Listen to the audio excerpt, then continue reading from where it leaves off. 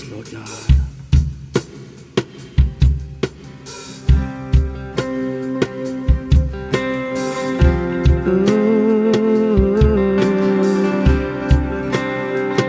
Jesus, you alone, you are God.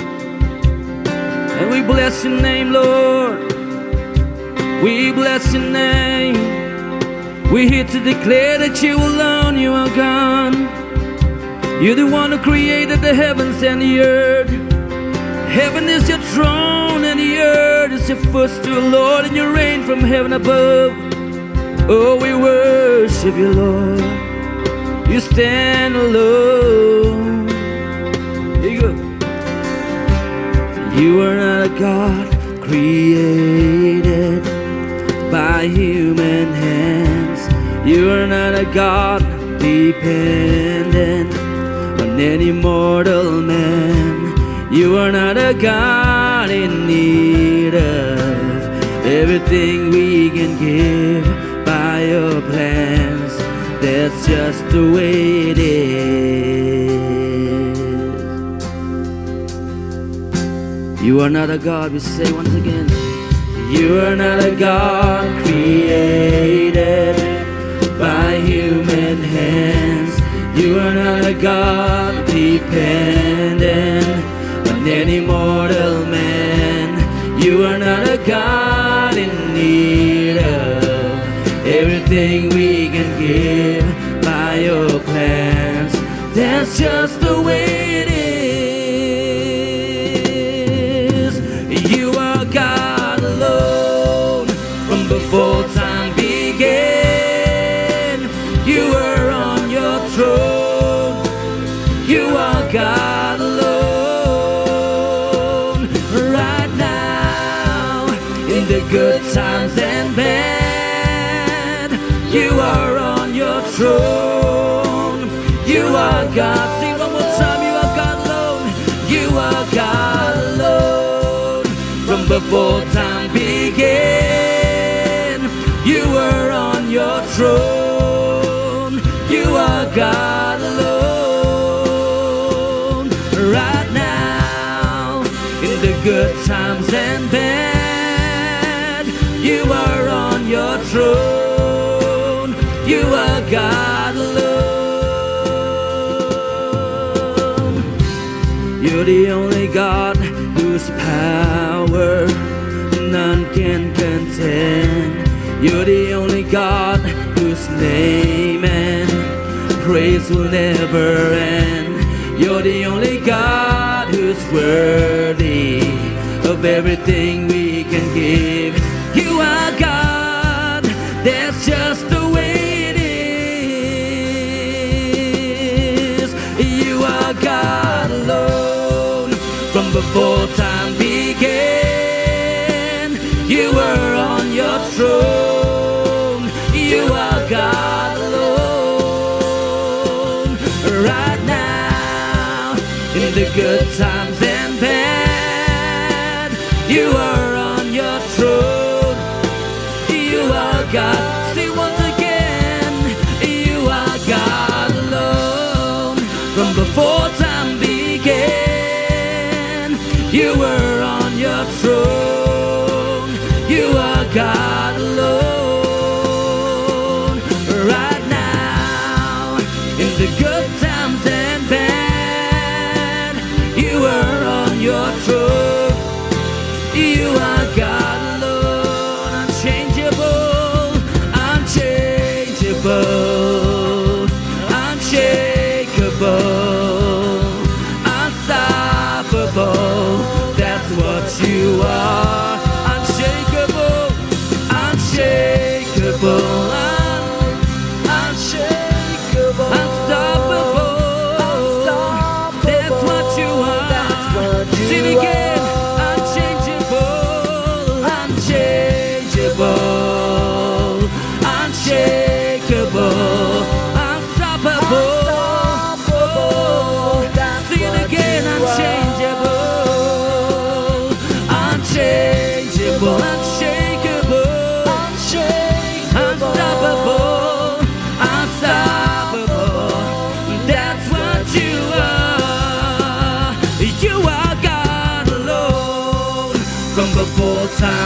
began.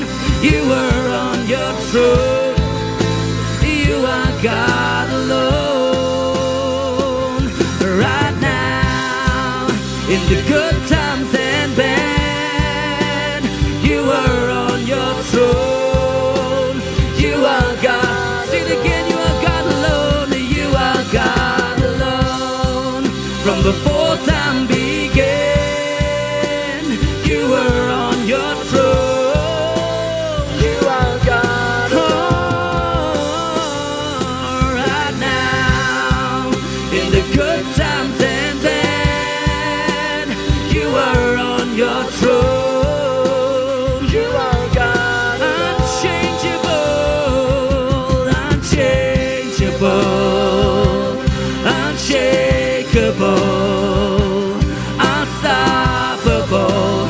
That's what you are. Let us declare and say, unchangeable, hallelujah, unshakable, unstoppable, unstoppable. Sing it again, unchangeable, unchangeable, unshakable, unstoppable. That's what. Sing it one more time, unchangeable, unchangeable, oh, unshakable, unstoppable. That's what you are. You are God alone. From before time began, you were on your throne. You are God alone. Right now, in the good times, in the good times and bad, you were on your throne. You were on your throne. You are God alone. You are God alone.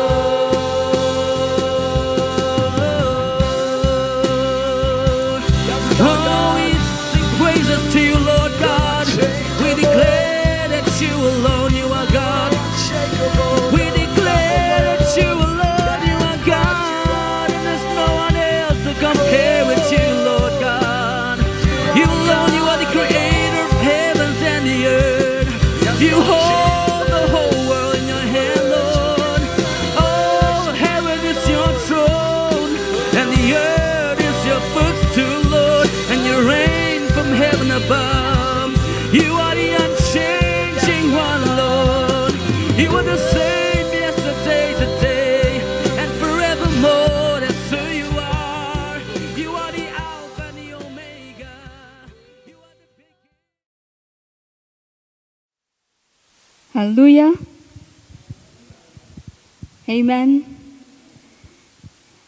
Once again, I am grateful to be in the house of the Lord.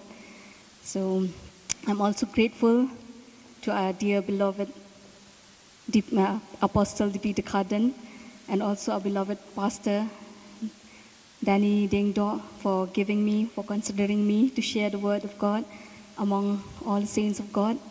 And a very good morning to each and every one of us who are here in this place. So before we hear from the word of God, I request all of us, would you please pray for me, and I'll be praying for you. May the Lord come and visit us. I know the presence of the Lord is already in this place, but once again, may God help us as we hear His word. It will transform us.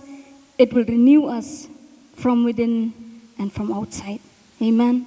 So let's bow down at this moment. We'll take this moment to bow down and pray before our Heavenly Father. Gracious Heavenly Father, once again, we are thankful to you for being with us. We could sense your mighty presence, Lord, in our midst.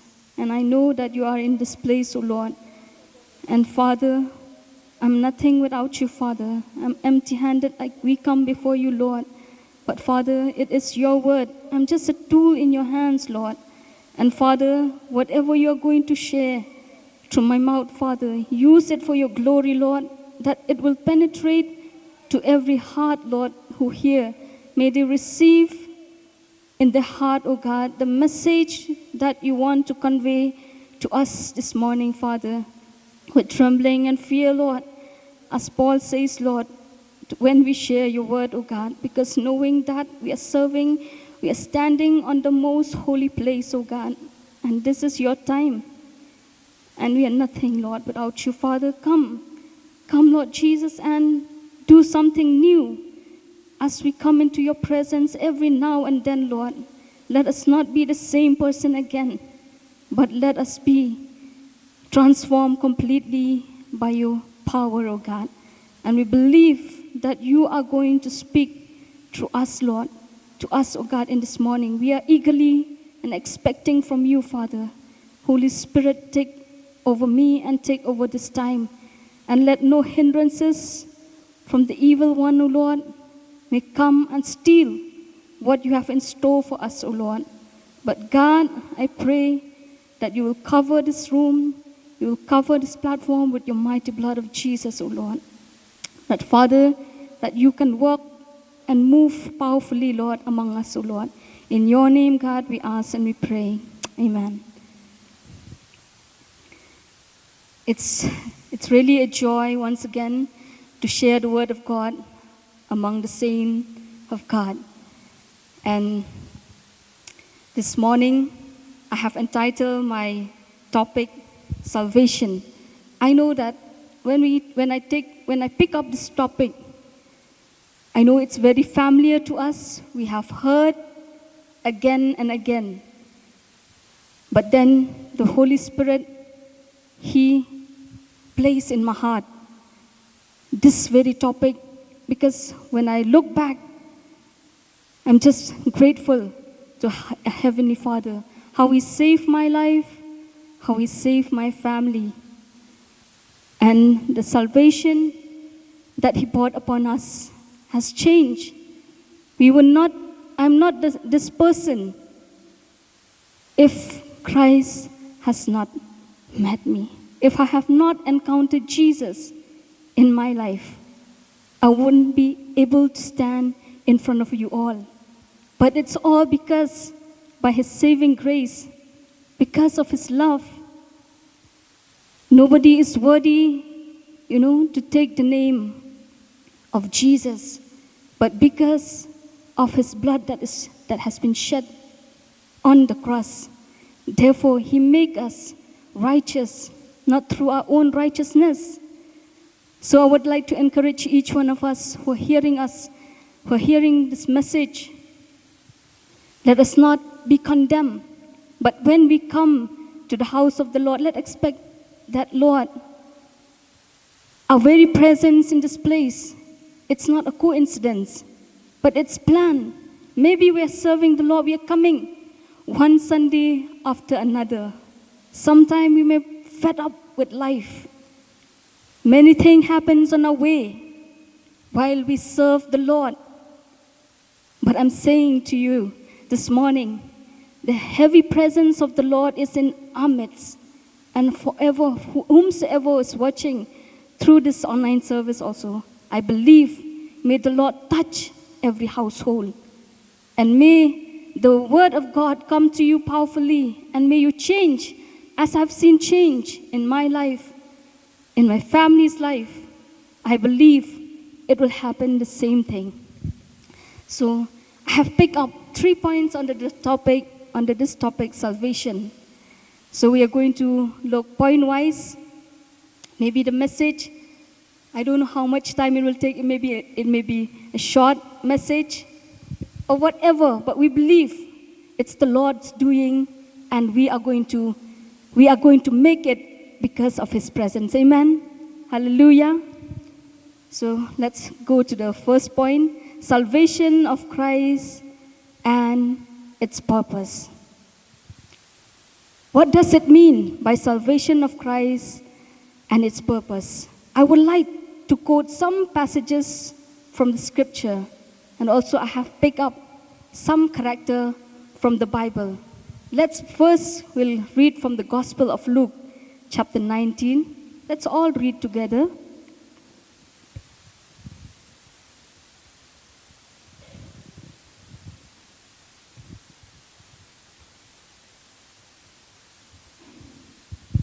Luke 19, verse 1 till 9. Then Jesus entered and passed through Jericho.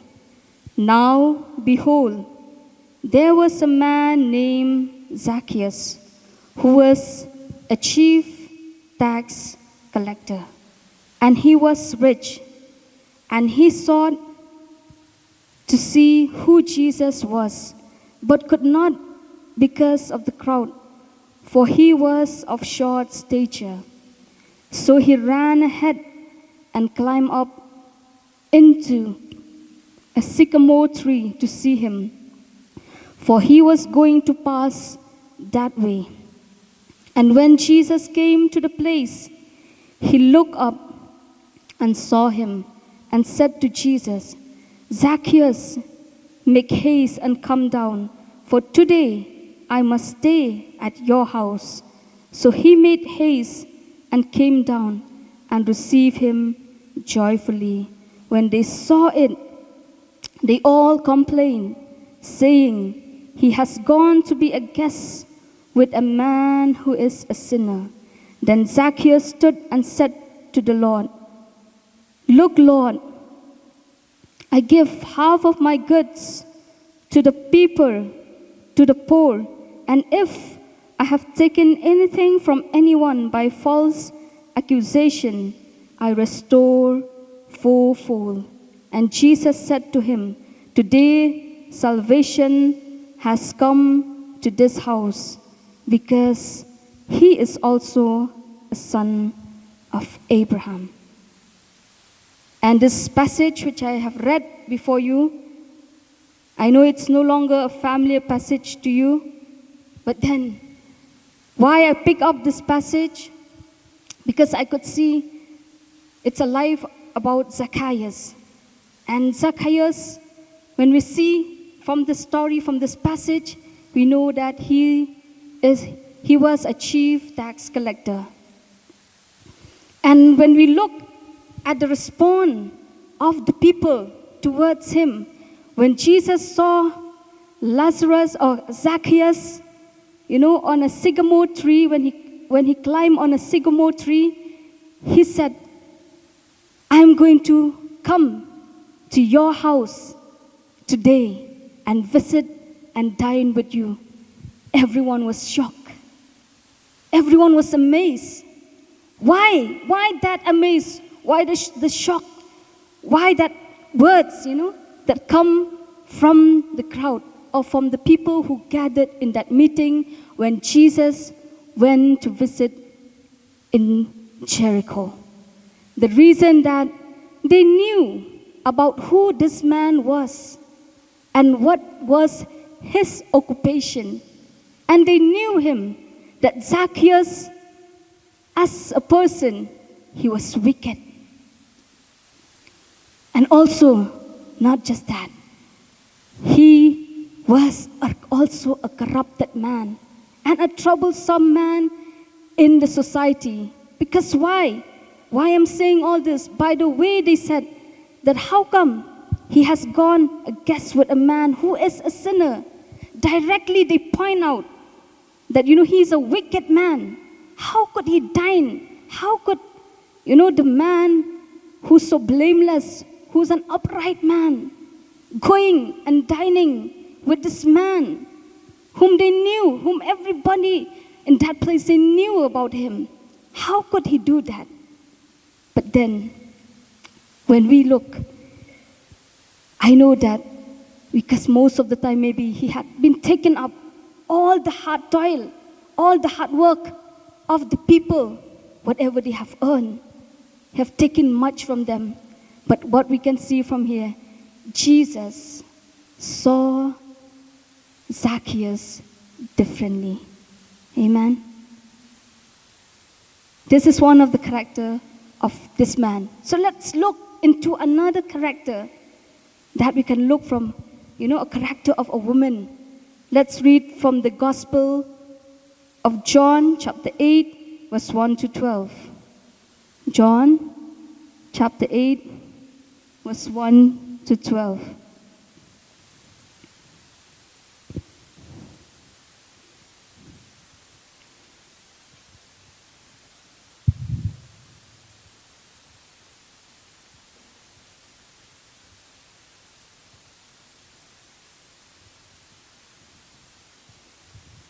If anyone have found out, can you please read out?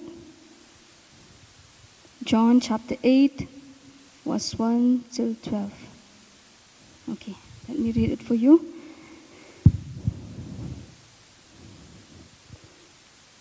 But Jesus went to the Mount of Olives.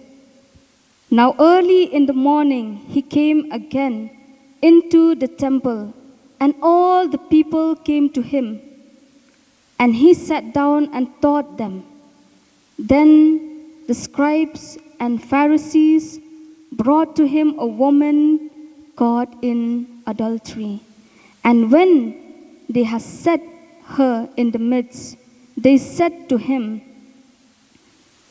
"Teacher, this woman was caught in adultery in the very act. Now Moses in the law commanded us that such should be stoned. But what do you say?" This they said, testing him, that they might have something of which to accuse him. But Jesus stooped down and wrote on the ground with his fingers, as though he did not hear. So when they continued asking him, he raised himself up and said to them, "He who is without sin among you, let him throw a stone at her first." And again he stooped down and wrote on the ground. Then those who heard it, being convicted by their conscience, went out one by one, beginning with the oldest even to the last. And Jesus was left alone, and the woman standing in the midst. Then when Jesus had raised himself up and saw no one but the woman, he said to her, "Woman, where are those accusers of yours? Has no one condemned you?" She said, "No one, Lord." And Jesus said to her, "Neither do I condemn you. Go and sin no more." Then Jesus spoke to them again, saying, "I am the light of the world. He who follows me shall not walk in darkness, but have the life of life." Another character of this woman we can see from this passage. People were accusing her. People were mocking at her. Why? Because they found out, they caught her red-handed, that she was involving in adultery. By looking at the behavior of this woman, we could identify that she is a characterless woman, immoral lifestyle that she was living. So they said according to the Torah or the law of Moses, such people, such women should be stoned or should be killed right on the spot. But then Jesus, he could hear everything, but he pays as if he heard nothing. And he raised this question to all those people who accuse her at that very moment. He wrote on the ground, "Who among you all that have no sin? If any of you standing there, if you don't have any sin, I want to challenge you to raise that stone and throw at her first." But nobody was able to do that. Why? Because Jesus, he wanted to give them a lesson by saying that nobody is perfect, none. Even this woman. But here, Jesus did not encourage sin. He hated sin. But we could see that, but he loved sinners. He said to this woman, "Did anyone throw stone at you?" But then one by one, by the time she saw that nobody was there around her anymore, that everyone had left that place, and only she and Jesus was there. Therefore, Jesus said, "Go and never do the same again. Sin no more." That is the attitude of Jesus. Means God, a Heavenly Father, a Savior, Jesus Christ. He looked at people. He looked at the condition where nobody could see further. But Jesus could see that, differently in each and every unique person. So let's look into another character from the Gospel of Luke, chapter 13, verse 16.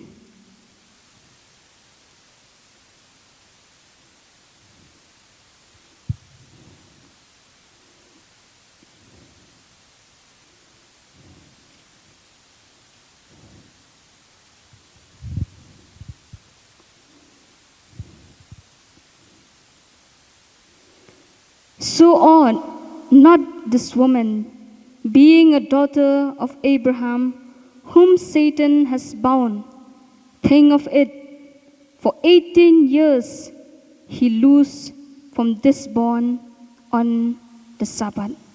This is, in this passage, I won't read it all, so that it won't take much time.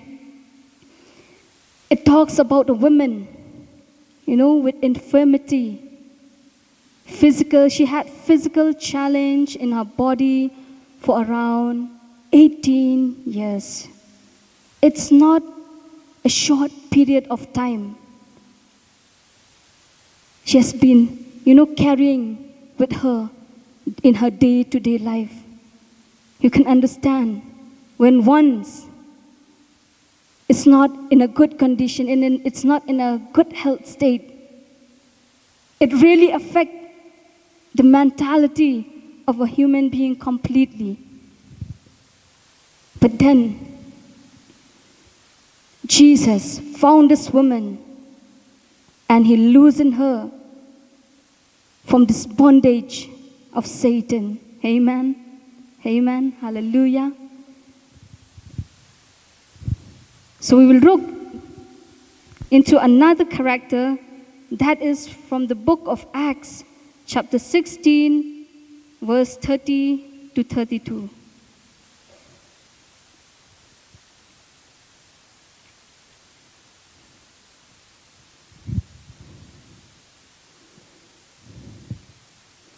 And he brought them out and said, "Sirs, what must I do to be saved?"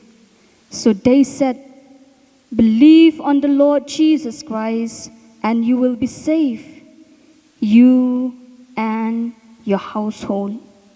Then they spoke the word of the Lord to him and to all who were in his house. And here we could see about the attitudes of jailer. When Paul and Silas was put into prison, they were changed. And then there was something terrified happen. Miracle happened when Paul and Silas were worshiping and praising God. And then earthquake shook that whole prison. And this jailer, he was a witness of that particular incident that happened on that spot. He was so terrified, trembling, thinking he had in his mind, maybe they have left, because even the gate was open for them. Easily, Paul and Silas could have run from that place and escaped and restore back themselves. But then, when Paul and Silas, they told to this man, "You don't need to be terrified, we are here. We have not run anywhere. We haven't escaped from here. But we are right here. There, from there onward, it changed the attitude of a jailer. A man who was involving, looking charged, make sure that they won't be able to escape, because they were set in that prison, accusing them because of the preaching that they made in Rome. But then, when he saw that miracle, that instant, that moment, it changed him completely. When he began to ask this question, what must I do? They haven't preached to them. But then he asked this question to Paul and Silas, sirs, what must I do in order that I may be saved? Because he could see the powerful work of our Heavenly Father, of the Father whom Paul and Silas were worshiping, that even those chains cannot tie them up. Amen. Hallelujah. Hallelujah. Can we say hallelujah, the people of God in this place, as we hear the word of God? And here we can see that not only him was saved, but the entire household, they were able to receive the blessing of God upon their life. And there, from then onwards, they began, to serve the living God. Amen. Hallelujah. So now, I have come to my second point. Salvation of Christ is to be a blessing to others. Why does God save us? Because He has a plan. Amen. As we have seen in the first point. And what was that plan? In order for us to be a blessing to others. Amen. The salvation of Christ is also to make us that to be a blessing. It will not only stay with us, but it will be overflowing from us to other people's life. Amen. And let's read from Epistle of James, chapter 5, verse 19 and 20.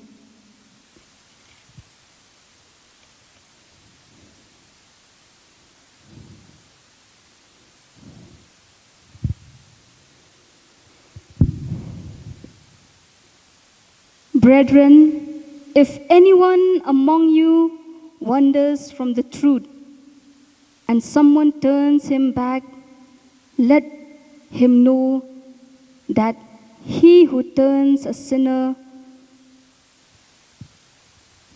from the error of his way will save a soul from death and cover a multitude of sins. Amen. The Word of God says that if anyone among us wanders around and have become astray, and as we could see that we are living in a world where everyone is wandering, where everyone become astray from our path, from a righteous path. But then here, the Word of God and Epistle James encourage us to be a blessing to those people who have gone astray and to help them to come back. And the Word of God not only just say, when you go and become a blessing to those people who are wandering around, it will remain just there. But God says, I am going to cover a multitude of sin, of those people, because the Lord knows that all of us were made, we are carnal. We have a carnal body with us who have a tendency to fall back, just like that gravitational force. When you throw an apple up, it pulls down. The same way, man has that falling nature. But then the Lord says, he who uphold to the Word of God, who uphold to the teaching of the Word of God, and we need to become a blessing to one another, among the believers, among the people, those who are still outside of the house of the Lord. Amen.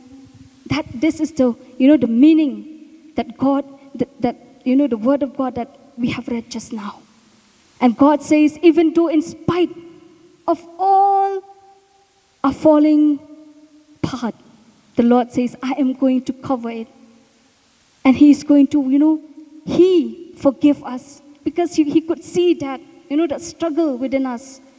But still, we pursue unto the righteous path. Amen. And this is what the Lord says, that we can, so that in order that we may become a channel of blessing to many whom, when we step outside, from the gathering of the saints of God, even we can carry this even to outside the world to be a blessing, that people will learn not from by what we are saying, but we will become a person who walk the talk. Amen. Our lifestyle to be the testimony, just like it says in the Gospel of Matthew, chapter 5, 13 and 16. We are the salt of the world. And if that salt loses its saltiness, it has to be thrown out. It will be of no use. And in the same way, the purpose of God's salvation on humanity is not only to save that one life, but also through that one life, who's willing to have faith in obedience to the living God, to the living word of God. He's willing to use that person who commit oneself to Christ to be a channel of blessing to hundred and thousand of life related to him or her. Amen. Hallelujah. There's no person, we should not have a low self-esteem. Because God, the saving knowledge of Christ, the saving grace of God, the salvation that God that brought upon us, when we think and ponder upon it, when I sit today morning or whenever I sit in the presence of God, automatically my eye will be full with, a shed of tears. Not because I'm crying because of anything, but I could feel that how, my God, why does He save my life? Why does He give me this salvation? Why He loved me so much when I'm unworthy of many things? When we are unworthy, and we have seen how even those other characters' life, like how we have read, like how these people, who are not worthy, but the Lord make them worthy. Amen. So we are going now to the third point.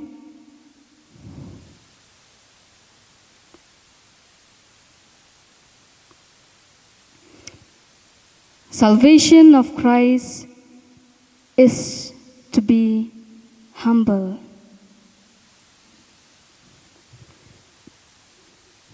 Why? Why God save us? Because He has a plan. Why He has a plan? Because He wants to make us a blessing. And why He make us a blessing? When He make us a blessing, what He want us also to do?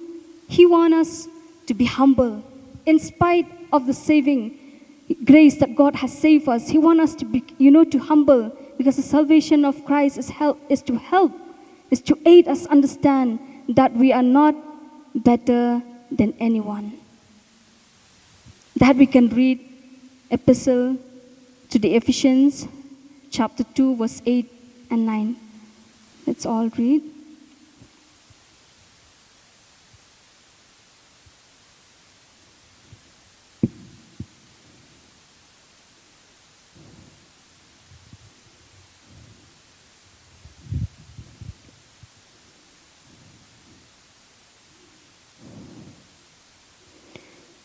Which He made to abound towards us in all wisdom and prudence, having made known to us the mystery of His will, according to His good pleasure, which He purposed in Himself.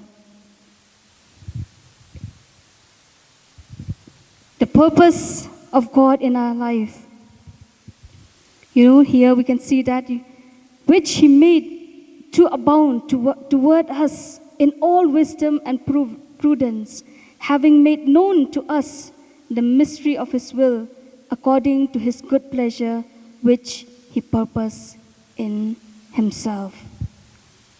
The purpose of God in our life, it's all about, it's the good thing. There's no goodness in us, but we can only see the goodness of Christ that is upon us. Amen. Because so that no one of us will be able to boast. No one of us, will be able to say, it's my doing. Maybe I am a righteous person. I am not like the other person, who commit this such kind of wicked thing. I am better. I read the word of God. I pray. I go to church. And whereas my neighbors, my surrounding, full of wicked, I'm not like them. So that no one of us can say that in our life.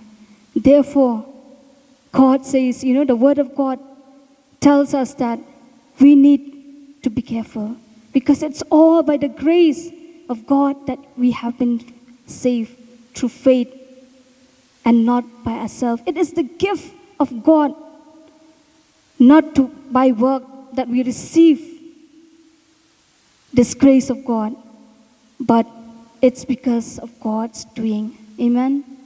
Hallelujah. We will also read from Epistle to the Ephesians, chapter 1, verse 3 to 12.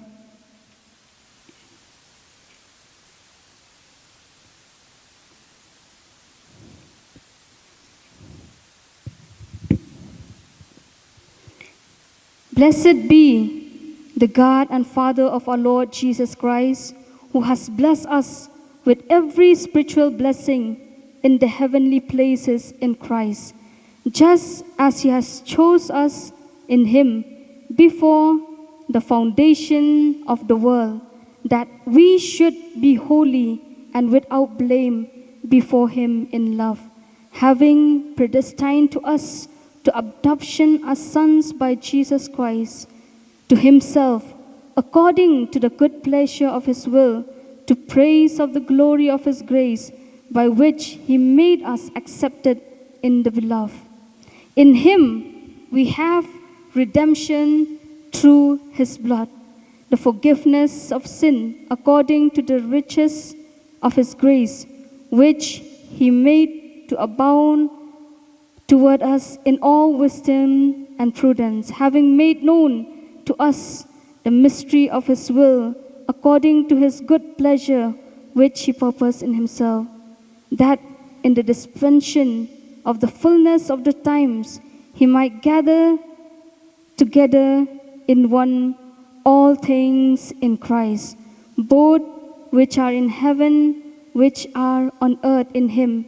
In him also we have obtained an inheritance from being predestined, according to the purpose of him who works all things according to the counsel of his will, that we who first trusted in Christ should be to the praise of his glory. Amen. God saved us for himself. It's him who make us the sons and daughters of God. Amen. Therefore, we don't have anything with us that we would, feel we are better than anybody else. But, let's associate. We can see where Jesus, he associate with sinners, with the unworthy people, in order that they may see the God who created the heaven and the earth. It's a powerful God, that there is none like him. Amen. Therefore, brothers and sisters, let us not, I believe that each one of us who are here, who hear the word of God right now, I know that you are not that kind of person, but the devil, he would try to defile us. He would want us, to fall. But remember, we will remember the word of God every now and then. Why God loved me so much? When God can love a person like me, He can love anybody else. He can save anyone else. If not now, if not in this second, maybe in the next hour, maybe in the next day, maybe in the next week, maybe in the days to come, maybe in the year to come. But let's look like Jesus, who looked at people differently, so that we can see many, because that is the purpose of God, saving His people in order that He may save many thousands and millions. That is the purpose. Whoever God has created, who sent into this earth, that is the plan of God, that not one soul to be perished. Amen. And this is the message also I want to leave to the people, to those people who are watching us through this media. If we haven't have Christ in our life, or any one of us here in this place, I want you to think and ponder upon this word, because there's no compulsion, there's no constraint. Jesus never compels anybody. He never forced anyone. Lovingly, He called people toward repentance. Maybe we can see, when we look back into the life of Jesus, He came from the lineage of David. David suffered a lot when we read from Psalm 132, where humbly he went to God, said, Lord, so much of affliction I've had, from verse 1 till 10.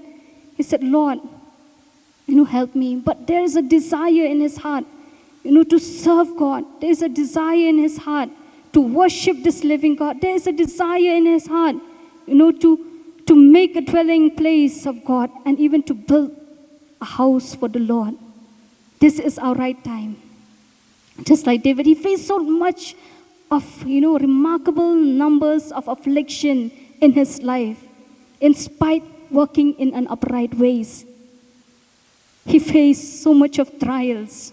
Even Jesus himself, when he came down, leaving the heavenly throne, just imagine if we are on that throne, if we are the king and queen, who would bother to go to such, the world is like a slum area. Who would like to go and walk? Nobody. But Jesus, he forget that. Even Jesus, he faced remarkable number of affliction in his life. But he chose us sinner to be saved, to be his son and daughters, so that we can enjoy the same work of God. Like what Jesus, he has inherited everything because of his obedience. But then, Jesus, he never even compare himself, to that heavenly throne. But he make himself humble, taking an humanly form and coming down for each one of us. Therefore, it is a call for each one of us. Even for the people of God, God has something to do through your life. Remember, wherever you go, that you are not a person of low person, but remember, the Lord has a great plan through your life. He wants to do great and mighty things only if you have faith in Him. Just like the first day when I accepted Christ, I was 14 years old. 31st of August, I accepted Christ in my life.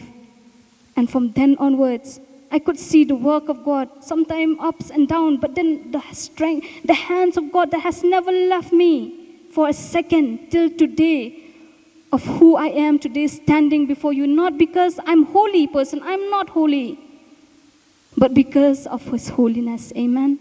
That makes me holy, that makes me righteous. Therefore, we welcome every one of us who have not have Christ in your household. The Lord wants you to be a blessing to you and to your family. You want to change entirely. Not just if you have given us the heavenly thing, We don't have to bother about the earthly thing anymore, amen? Because that is the promises of God. I won't take much time. I don't have any more time. So I would like to conclude my message here. But I believe that this message would stay in our heart. And I know that if there is any one of us who are physically weak or who have not known Christ, even among us, you may stand at this point of time, or you may follow this. Can I do that, Pastor? You may follow this prayer after me. Whomsoever, even those who are watching from your house, you can do that if you feel the Lord is leading you and is touching you. Don't hold yourself back, but let the Lord manifest in your house, and you will see, just like I have seen in my family, how the Lord has done miracle after miracles. He is the same God who can use each one of us for His glory alone. So let's pray this moment. Gracious Heavenly Father, once again, we come before your throne of grace, thanking you for the message that you have given to us this morning, Lord.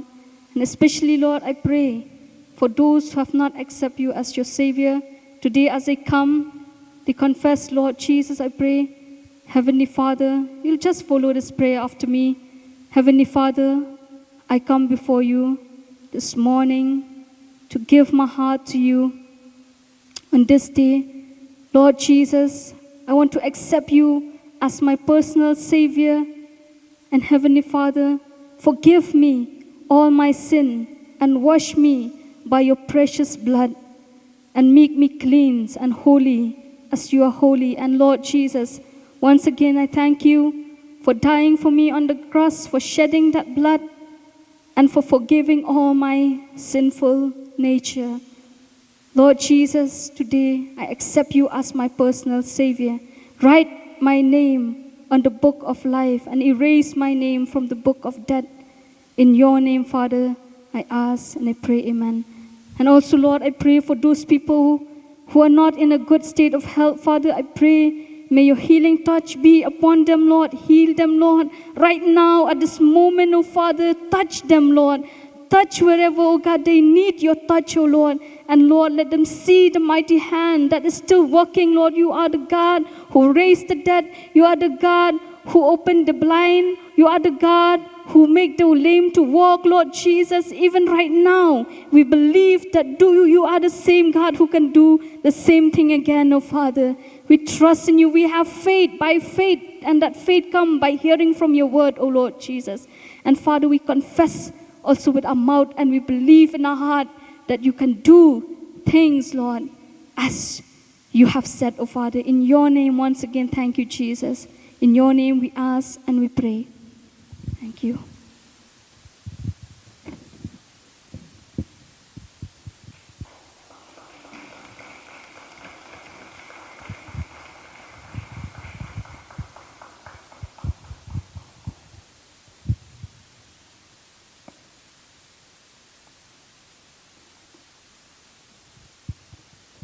Hallelujah.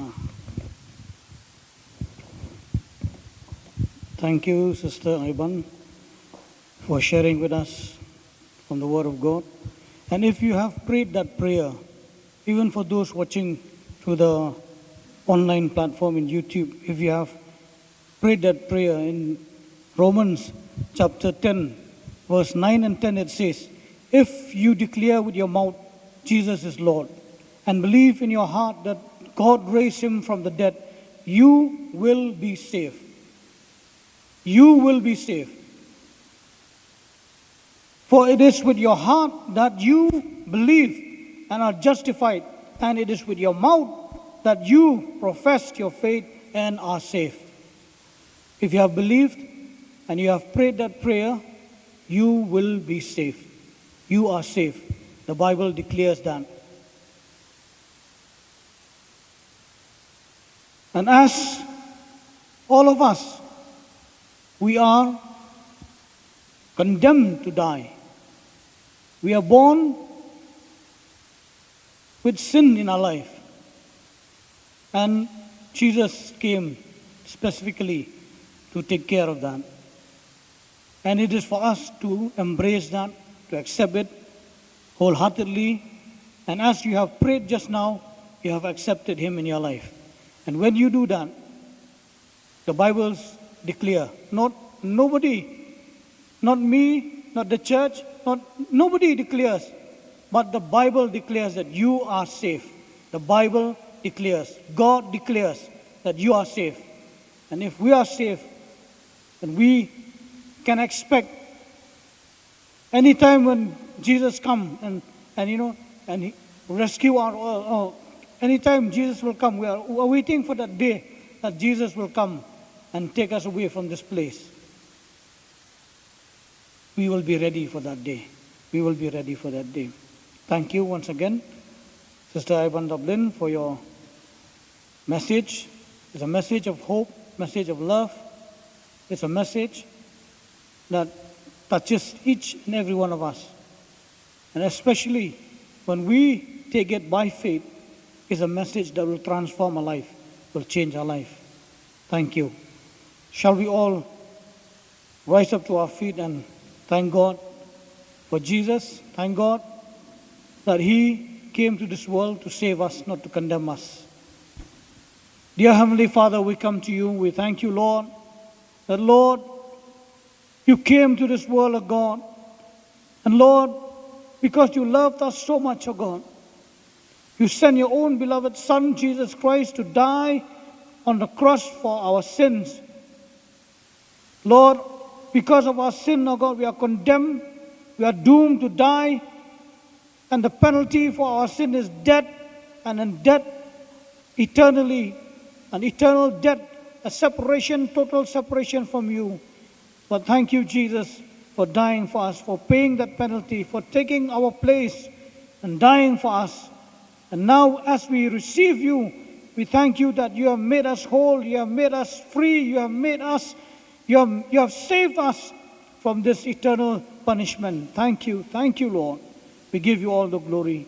And Lord, as we are here in this place, O God, as we have received you in our hearts, O God, and for those, our friends, O God, who are watching us, O God, they also have received you, O God. I ask you to bring a change in their life, O God. Bring, O God, a transformation, O God, in their life, O God. Bring an understanding, O God, that you are always there for them, O God.